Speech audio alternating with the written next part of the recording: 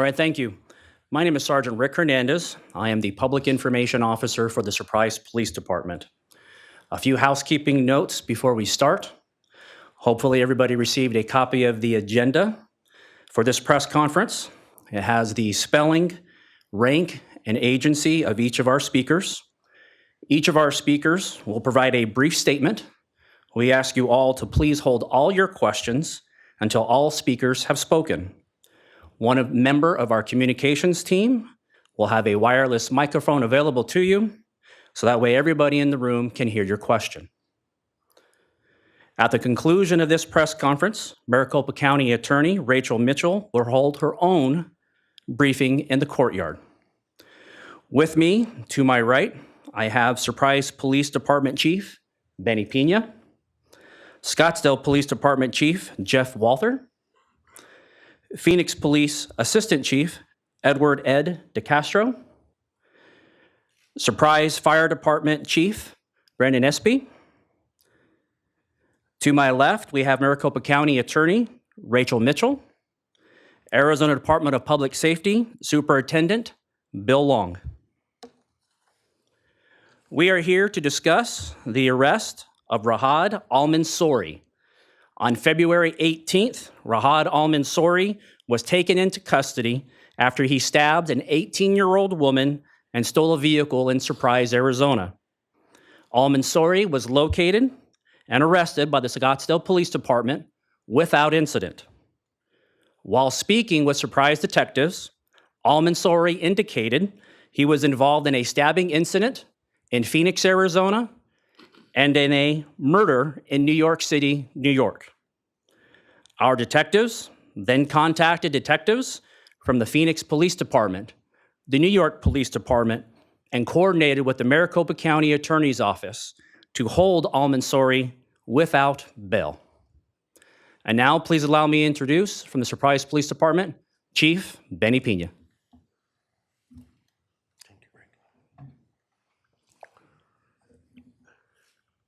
Good morning. I want to thank each of you for your patience with numerous requests for information references this arrest.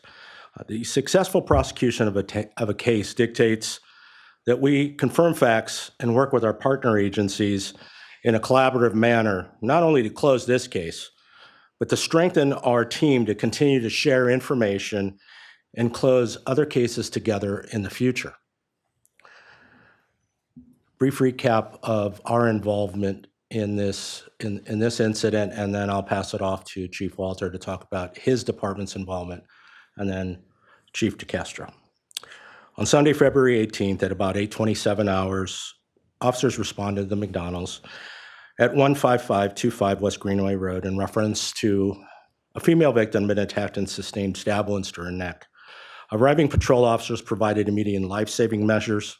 The 18-year-old female victim continued to receive life-saving treatment from the Surprise Fire and Medical Department as she was transported from the scene for emergency treatment and eventual surgery.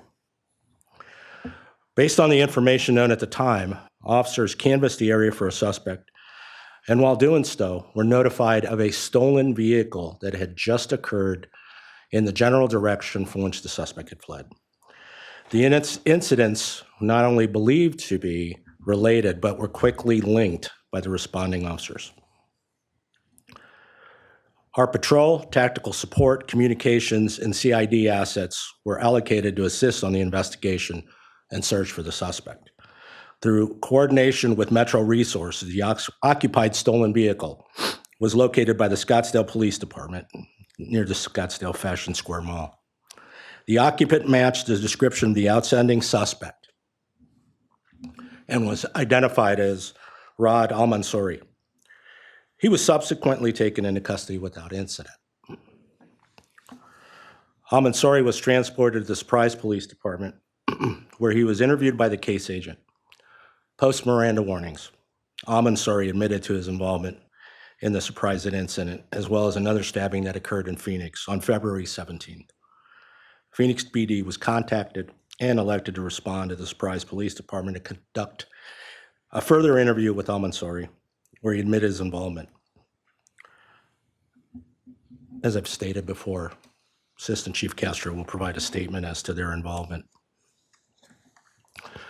While originally speaking with al-Mansouri, he also admitted to committing a homicide in New York prior to fleeing to Arizona approximately 10 days ago. New York Police Department was contacted and confirmed the incident and that al-Mansouri was a suspect. Through communication with that department, the Surprise police detective was able to obtain a full confession. They will be seeking, and that'd be New York PD, will be seeking a warrant and is in the process of getting an arrest warrant and working out extradition with our county attorney.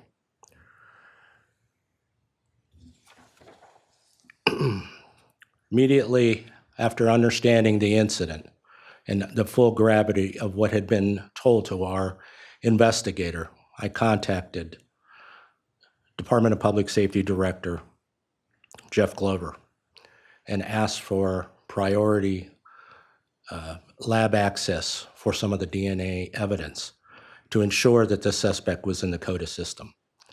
My prior experience with working other homicides led me to believe that he may be involved with other more heinous crimes. And since he had spent many years as a resident in Arizona, I wanted to guarantee that we did not have any open cases that we could link to him and immediately begin to investigate. That process is underway. The outstanding collaborative effort by all involved is highly appreciated. The successful outcome of our initial investigation, a result of the diligent work displayed by my patrol, communications, and criminal investigations unit. To my community, we are all much safer with al-Mansouri off the streets. Our department thanks you for your patience, your continued support. As you know, our goal is to provide community safety that involves you. I know each of you can place yourself in the position of the victim. It is time to support her as she heals and make certain she knows this town absolutely loves her. The importance of today is to also highlight two key facts about this incident. The East and West Valley police chiefs collaborate continually throughout the year on all issues of community safety. Large events, DUI enforcement, traffic enforcement, leadership training, all of these categories are things that are very routine for us. And included in that is public safety and community as a whole. This arrest supports our ongoing efforts to share resources and intelligence to hold criminals accountable. During his interview, al-Mansouri also told us that he had intended to find and harm more individuals in our community.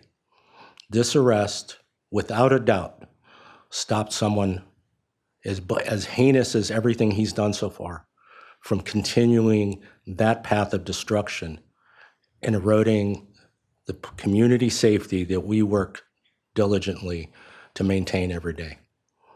And so as I close, I let you know that Surprise works collaboratively with not only our prosecutors to work on this case to ensure that this suspect was held with no bond, but daily with our fire and medical to provide the best unified public safety service this community can have. And in doing so, we are linked with every other agency throughout the state to make certain our citizens feel valued and safe every day. Thank you.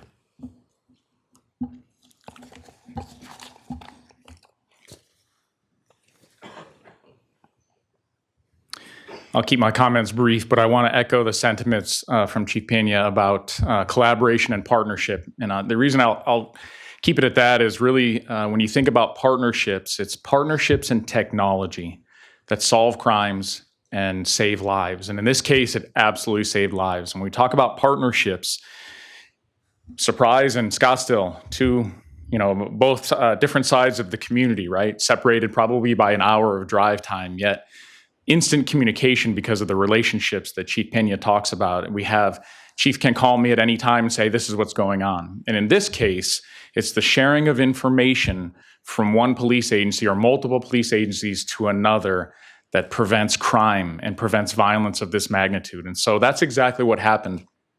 We received this information of the stabbing and of the stolen vehicle in my city, and immediately one of my real-time crime center technicians entered this plate into what we'll call the hot list for our flock safety automated license plate readers that are spread throughout the city of Scottsdale. And so entering that information in immediately brought this plate up on a string of cameras, license plate reader cameras in our city, and told a tale of where this individual was heading. So we immediately started marshaling our patrol resources to cut him off. Ultimately, he found his way to Scottsdale Fashion Square. And if any of you have been to Scottsdale Fashion Square, that's thousands and thousands of people from all around the valley. We call it the People's Mall now.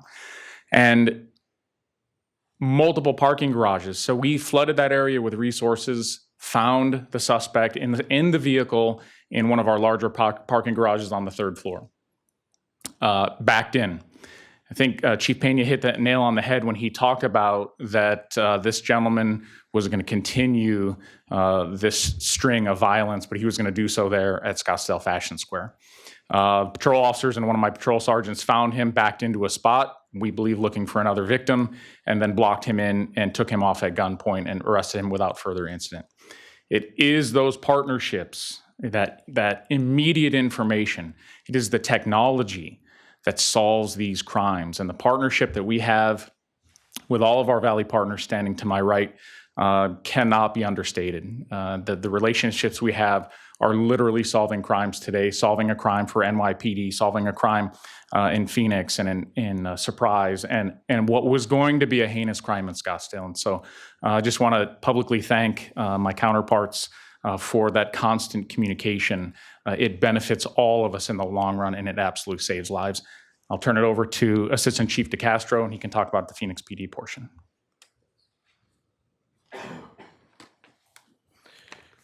Good morning. Thank you.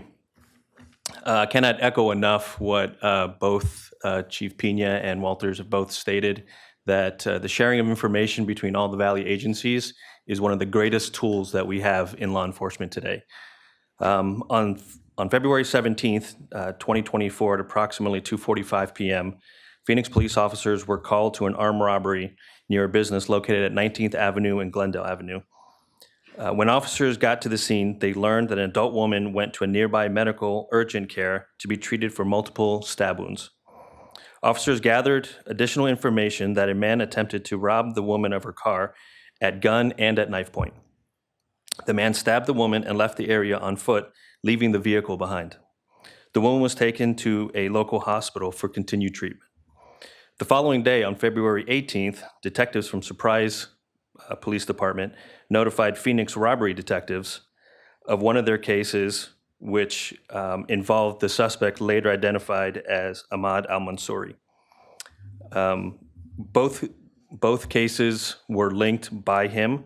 Detectives followed up on the information and later added charges of armed robbery and aggravated assault under the Phoenix police case.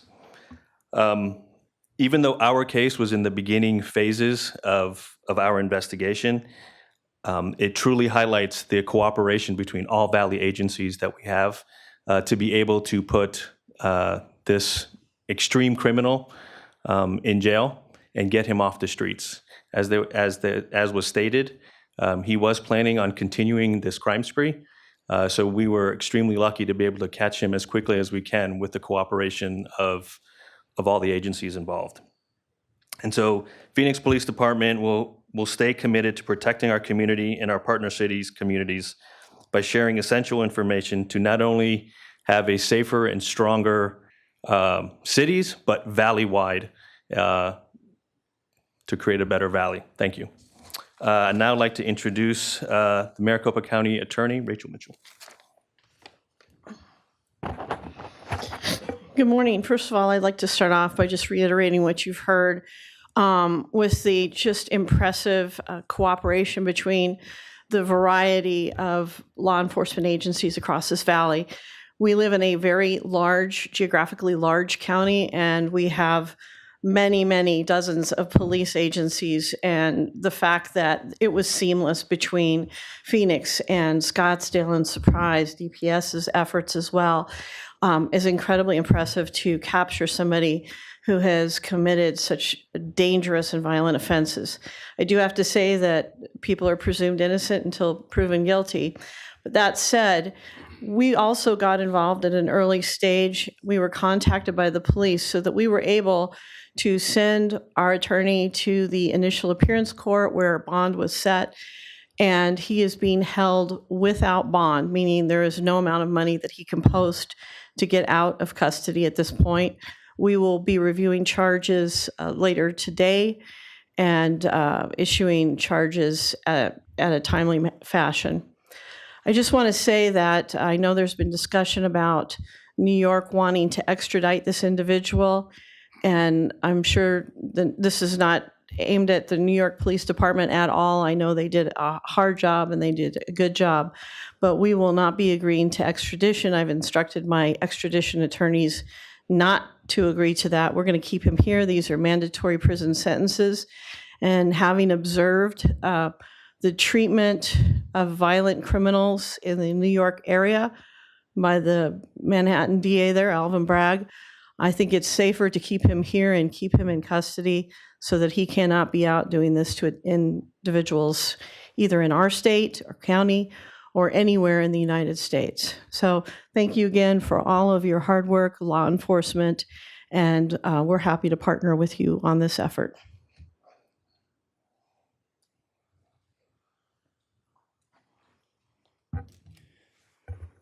All right, thank you, ma'am. I'm going to, at this particular time, open the floor up to some questions. We're going to have some of the public information officers from Phoenix, Scottsdale, DPS join me here up to respond to a few questions. Again, remember our housekeeping orders. We will have a wireless microphone available. Once we call upon you, please wait for that microphone to be available so everybody can hear your question.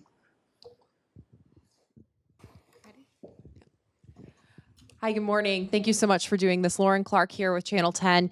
Can we speak a little bit to the supposed motive of this suspect? I know it was mentioned multiple times that there was indications that he intended to continue his crimes. What do we know about why he did this? We cannot speculate on the suspect's motive at this particular time. A lot of the crimes that he's alleged to be involved with prior to arriving here in Arizona and while here in Arizona are still under investigation. But we cannot speculate on motivation at this time. Hi, not sure if we can ask Attorney Mitchell a question, or perhaps you guys can answer this, but in Al-Mansori's Orange County, Florida case, there really wasn't much action that was taken on his aggravated assault and his sexual battery charges. And just going off of the extradition information that we were given, do you guys feel like there was like a failure in the legal system that kept him going from state to state committing these crimes? We won't be able to respond to that particular incident. We have been asked for you to contact the Orlando, Florida Police Department, reference that incident for any additional details. Hello, I'm Gabriella Becerra with 12 News. I have a couple questions, if that's okay. First, why wasn't an attempted homicide charge recommended in the Phoenix case? Records show the victim was stabbed in the neck, temple, and elsewhere, and he allegedly confessed to wanting to kill her. Hello, Sergeant Brian Bauer with the Phoenix Police Department's PIO office. A lot of those changes or a lot of those charges that we have put on him, they're subject to change. So as new evidence comes in, working with Surprise PD, working with Scottsdale PD, as well as working with New York, a lot of those charges are subject to change, meaning that they'll be able to increase to those attempted homicide. Our detectives still are going to be processing the crime scene. They're still also going to be contacting Al-Mansori and speaking with him directly as well. I know a lot of the information was already gathered by Surprise, which they were willing to share with us, which is great, which led to this arrest, but this investigation still continues. Also, maybe a question for both of you. Any specific challenges that came to locating him? Obviously, he took off in a stolen car at one point, but when it comes to incidents like this, what are some of the challenges that are presented? So in particular with the stolen vehicle, that happened, I believe our timeline is 25 minutes after officers immediately responded to that McDonald's. Our patrol officers and our investigators were quickly able to piece that this is most likely going to be related based upon suspect description. With that, we start communicating, we start sharing information, we put out bolos agency-wide, Metro Phoenix-wide, and those practices aided in the quick apprehension of Mr. Almansori, getting him off the streets. And then lastly, are you guys able to provide any additional surveillance footage or video of the suspect that could help identify him in some of these other crimes? I have reached out to our detectives, and as our investigation is still ongoing here in Surprise, we're not going to release any stills at this time. Just wanted to check in. This was in his first offense in Arizona, dating back, I think, to 2017. He had offenses. In those court filings, he's listed as a transient, potentially. Was his home base here? Do you know? I think he has family here. Do we know where his home base is? We do not know where his home base is. We can tell you he does have family in Arizona in the Metro Phoenix area. We have had contact with him previously when his family members were living in the General Surprise area, but most of those contacts were when he was a juvenile. And I don't know if he brought up all these cases involve women, it seems like. Was that something that was mentioned when he talked to detectives? Did he express any general attitudes of hate towards women? Was that something that was discussed? Again, that is part of our ongoing investigation. We're not able to release that information. How did the suspect get here in the first place? So we have investigated. What we have learned is he traveled from New York via airline and landed here in the Metro Phoenix area on or around, I believe, February 9th. Did the stabbing in the McDonald's, did that take place in the bathroom? Did he? So I will provide some clarity because New York PD had a press conference yesterday and had some inaccurate information. So in relations to our assault here in Surprise, we had a 18-year-old female enter the restroom, into the women's lady restroom on a work break.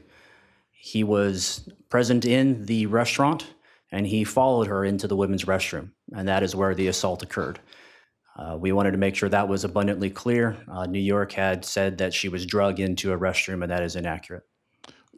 Did the stabbing happen in a stall? The assault occurred in the ladies' restroom, sir. And do we know where she was stabbed? She was stabbed, I will just tell you, multiple times in the upper body. Okay, thank you. I know you guys also mentioned that he's being put into the CODA system. Is there, based off of what New York PD said yesterday, was that they believe that he was a serial killer that was preying on women? Right now, we only know of one murder. Is there reason to believe that he is linked to other murders or just other stabbings? So what I can tell you as far as Surprise, and I'll open up here, when he was interviewed by our detectives, he only made reference to a crime in Phoenix, Arizona, which we've already discussed, and a crime in New York City. He did not make mention of any other crimes committed anywhere else within Arizona, within the Metro Phoenix area, or anywhere else within the nation. Can I ask a follow-up question to that? Because I also believe that New York PD said that he had hurt other women in Florida, at least, I believe, 2 other women in Florida. So I will tell you, he did not make any mention of that to our investigators. And so you would have to reach out to NYPD where they obtained that information. Our investigators have not been able to substantiate that information from NYPD. Was there any conversation with NYPD prior to locating Almansori here? Did they know he was traveling to Arizona? Let me just make sure I understand your question, okay? Are you asking if there was an alert given to us? The response to that is no. We did not learn about Almansori's presence in Arizona or the Metro Phoenix area until he was taken into custody by Scottsdale PD. For people who aren't familiar with the CODA system, can you talk about what the process is of potentially linking a suspect to different cases and how long this could take? Well, I won't go into the entire process, but I will just tell you this is not like TV where it's solved, within a matter of minutes or days. This is a very long, lengthy process in which the samples that DPS has done a great job for us and their crime lab of expediting a lot of the evidence that we've been able to provide them will be entered, and then it'll be compared with a variety of crimes and see if his particular DNA evidence matches up any outstanding crimes that may be right at this point. At this point, we do not know he's yet linked to.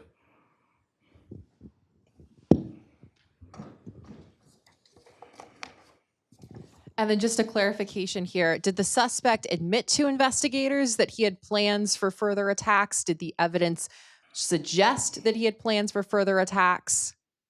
So he made statements to our investigators that he had plans to continue committing violent acts, which is why one of the things that we're going to really ask our public, I will just tell you, we live in a great city here in the city of Surprise.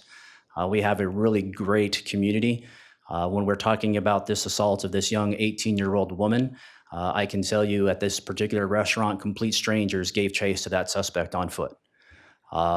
Complete strangers and coworkers rendered medical aid, which is why I believe she is still here present with us today and has the opportunity for a full recovery. When we are talking about that, what we also know is that this is a completely random violent act. And Mr. Al-Mansouri liked committing these violent acts from what we were seeing with Phoenix and Surprise against young women. And so with that, we are going to be asking that if anybody out there has any additional information that they would like to share, we are asking you to contact the Surprise Police Department at area code 623-222-TIPS, and that number at the last four is 8477. For the Surprise assault, what was the weapon used for the stabbings, and did he have any other weapons on him at the time of arrest? So we aren't going to disclose what weapons he had on him when he was contacted, but we will just obviously tell you he used a sharp object.